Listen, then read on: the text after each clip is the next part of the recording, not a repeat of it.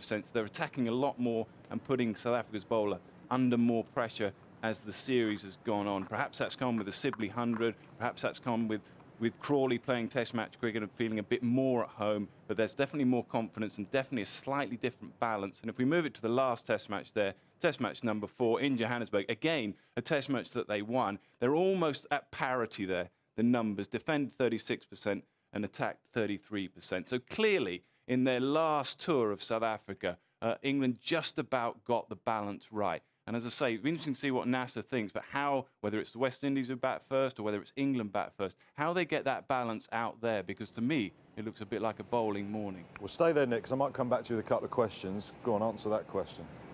You've got to just put some context on that piece from Nick. This top 4, I looked at a stat, is the least experienced top 4 England have put out in a Test match since the 5th Test match of the 1989 Ashes series. That was Athers' debut Test match. That's how inexperienced they are. And going into that first Test in South Africa, remember that Silverwood and Root had said, we want to go back to old-fashioned top-order batting. We're going to pick people like Sibley and Burns, Crawley, etc., that do that role for their county. Not a Jason Roy sort of pushed in, bats 5 for Surrey, come and open in a Test match. And we want you to bat time. Soak it up so our dynamic middle order of Root, Stokes and Pope can cash in. And that's exactly what they did. They probably, as Nick has shown in those stats, overdid it in that first game. When your coach is saying bat time, you forget actually the game is about scoring runs. It's a fruity pitch as well. Yeah, and you have Vernon Philander, whose metronomic accuracy is going to stop you scoring. So as that series progressed, they realised it wasn't just about batting time, it was about scoring runs. But England's success in that series, Stokes, Root, Pope were brilliant, but actually was set up by that top 4. It was good to see some old-fashioned. I think a lot of England fans, when England have often been 20 for 2, 30 for 3, Root in, the captain, too early. England fans loved seeing some people, over my dead body, you're going to have to get me out.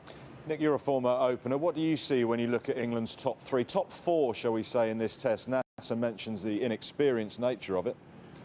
Well, I go along with what Nasser's just said, and that's the slight irony to the piece, really. When you look at English conditions, Duke's ball, you're looking at Sibley, who's not played a Test match in England, you're looking at Crawley, who's not played a Test match in England.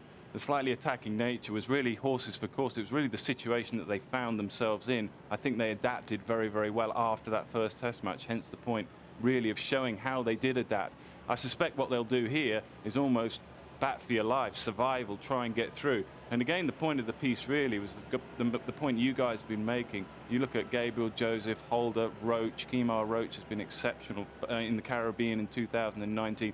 They know they're going to be up against it. Therefore, I'd be surprised if they didn't react to the conditions a little bit better and a little bit more differently to perhaps how they did in South Africa. So I think they'll probably just try and survive, get through those first 10 overs. And Nas says, over my dead body, I suspect will be the approach in the early encounters. In South Africa, in that series, England obviously lost that first Test in Centurion. They had all sorts of illness around the camp as well. But to then come back and win the next 3, how impressed were you with them? Very impressed. I didn't expect to see that, to be honest. As we know, a lot of teams are very good at home, and when they go overseas, they tend to fall apart a bit. And having lost that first Test match, I thought, well, this is over. South Africa will win at least 1 or 2 other Test matches, and they'll win the series. To see them fight back the way that they did, I was very impressed with, first, skill levels, because, you know, in South Africa, with fast bowling that South Africa have, you have got to have some skill. And secondly, the application that they showed, to show that, okay, we lost the first one, but there are still many Test matches to go. We can still come back. And they did that. I'll ask you specifically about one batsman in that top 4, Dom Sibley. I mean, you mentioned his weight loss. It's quite dramatic. But what has impressed you? What have you seen with the way he's shaped up? Well, that he's always trying to learn, that he's not afraid of what people were saying. After New Zealand, there was a lot of doubt about Dom Sibley. They said he was just a leg side Lenny that used to work, got out to spin, outside off, etc. So he goes into that Test match at Cape Town after a couple of low scores at Centurion under a huge amount of pressure. Is Sibley the answer? And then he played brilliantly. He got 100. I think we've got some footage of his 100. He played brilliantly against a really good attack. It was a great week in Newlands, and he played really well. We have got it here, actually. Played really well. He's an unusual looking player. He does like the leg side, but they bowled outside off to him, and he opened up that offside very well. So he looked like he was someone that could play on both sides of the wicket.